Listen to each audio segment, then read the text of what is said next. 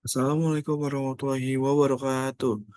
Selamat pagi, siang, atau sore ataupun malam, Bapak Agus Pamitran, selaku dosen pengajar di kelas Perpindahan Panas 02.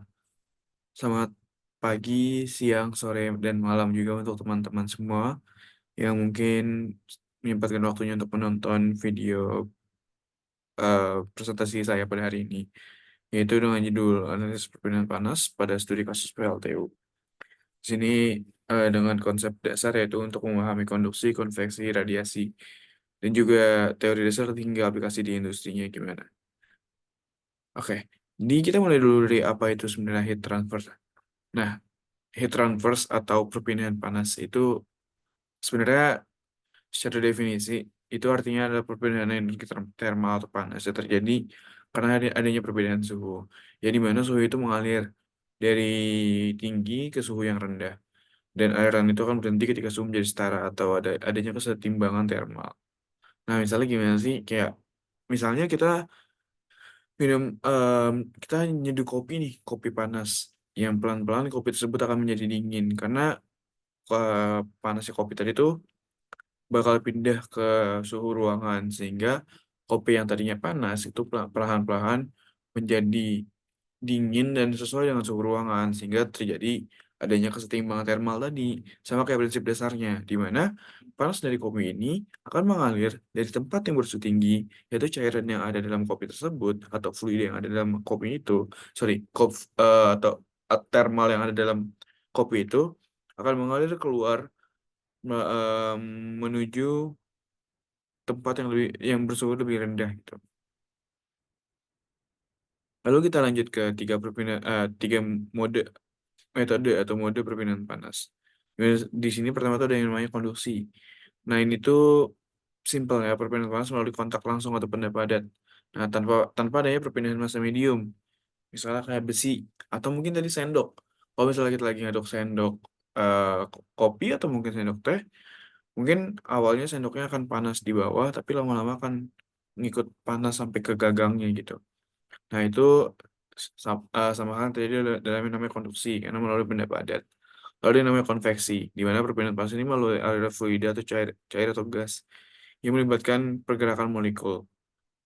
Nah, lalu ada yang ketiga namanya itu radiasi, di mana perpindahan panas ini melalui gelombang elektromagnetik tanpa memerlukan medium perantara. Nah, kalau konveksi gimana sih sistemnya?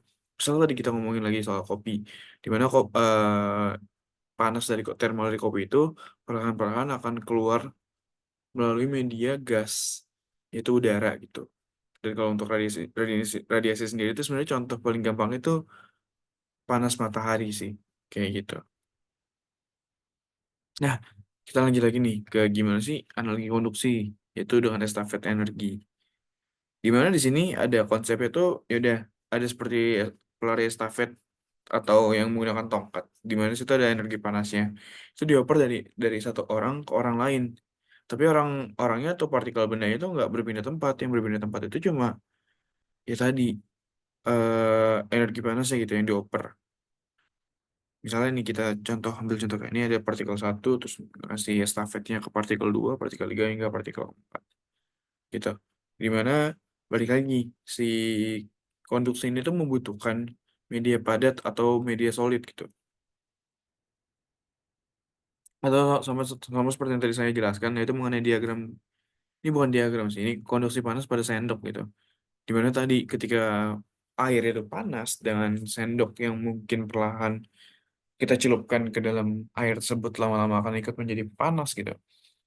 eh Thermal tersebut tuh akan berpindah dari bagian bawah yang itu sudah panas ke suhu yang lebih rendah. Ya, itu bagian gagangnya seperti itu. Lalu selanjutnya untuk konveksi, itu untuk aliran fluida. Nah, di sini tuh konsep simpelnya itu seperti air yang sedang direbus. Di mana air panas itu naik ke atas karena karena lebih ringan dan air dingin itu turun menggantikannya menciptakan siklus perputaran dengan syarat terjadi pada zat cair atau gas gitu. Contohnya, kalau misalnya kita bisa lihat di sini, nih ya di situ ada satu siklus di mana air itu akan terus berputar gitu ketika direbus.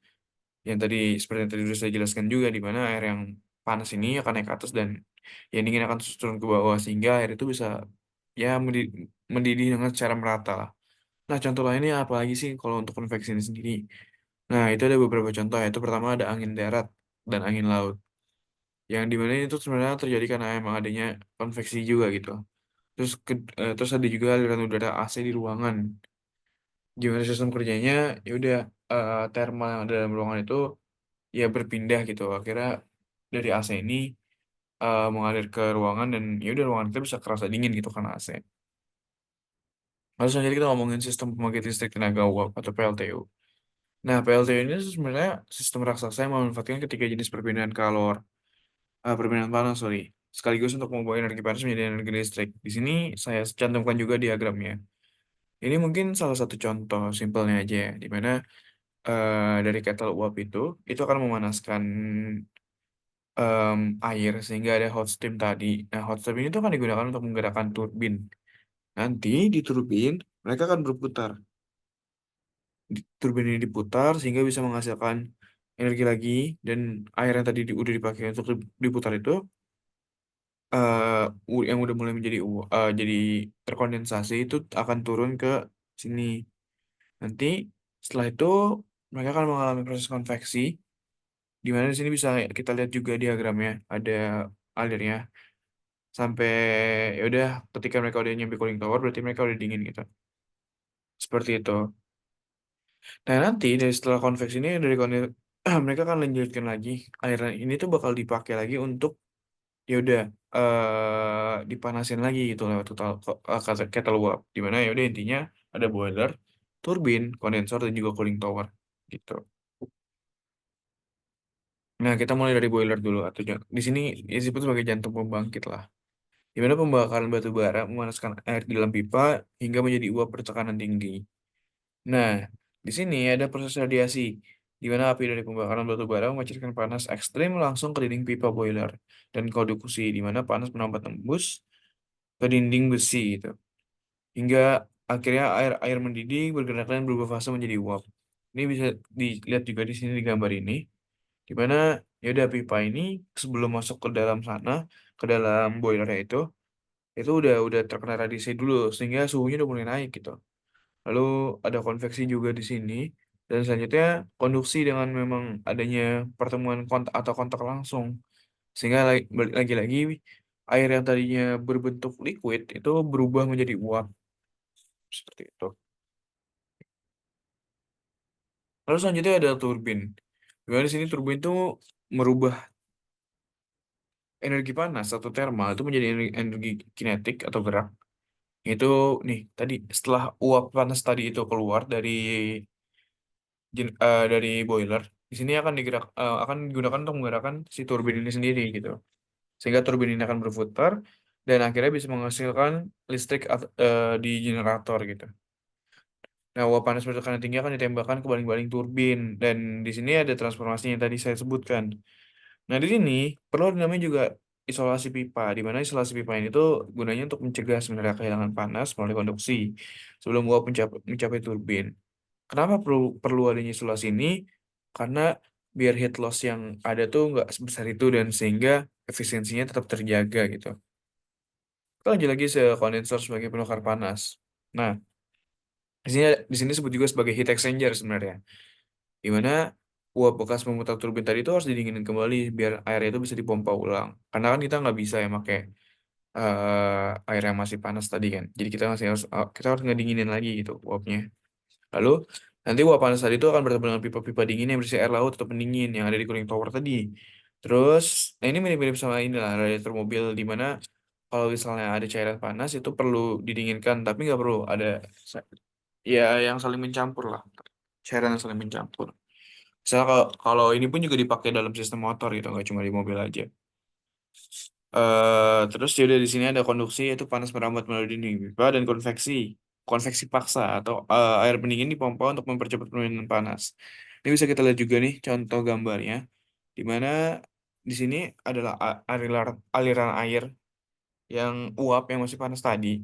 Ini akan mengalami permintaan panas tadi yang suhunya perlahan lama, lama-kelamaan tuh akan diserap gitu oleh si cooling water ini. Jadi gunanya adalah pipa kondenser ini yang akan menyerap panas, menyerap thermalnya tadi, sehingga air yang ada di luar perlahan-lahan menjadi dingin gitu. Selanjutnya ada namanya cooling tower atau menara pendingin. Di sini fungsinya itu membuang panas sisa ke atmosfer gitu. Dengan prosesnya, air hangat yang tadi udah ada di heat exchanger tadi yang udah menyerap menyerap panas dari luar, dari sistem sebelumnya, itu akan disemprotkan ke bawah. Dan udara dingin akan masuk dari bawah menara dan terjadi kontak langsung antara air hangat dan udara dingin. Dan mekanisme utamanya sebenarnya ada konveksi alami, yaitu udara hangat dan lembab naik ke atas membawa uap air ke atmosfer. Nah, air tersisa ini akan memiliki suhu lebih rendah dan siap disirkulasikan kembali. Jadi, ya dia siklusnya akan terus-terusan berputar, akan terus-terusan terjadi ya perpindahan panas di sana gitu. Nah, ini ada ringkasan analisis efisiensinya, di mana boiler itu didominasi sama radiasi dan konveksi yang sempat tadi saya jelaskan juga itu melalui pipa. Lalu untuk radiasi ini dari api pembakaran dan konveksinya itu saat air mendidih menjadi uap. Lalu untuk pipa penyalurnya tadi, ini untuk heat exchanger-nya itu didominasi sama konduksi. Tadi menyerap menyerap si thermalnya tadi gitu. Lalu untuk dengan cara melalui dinding logam dan penting juga adanya isolasi untuk efisiensinya. Sorry, ini pipa penyalur yang digunakan sebelumnya, sebelum sebelum ke kondenser dan cooling tower.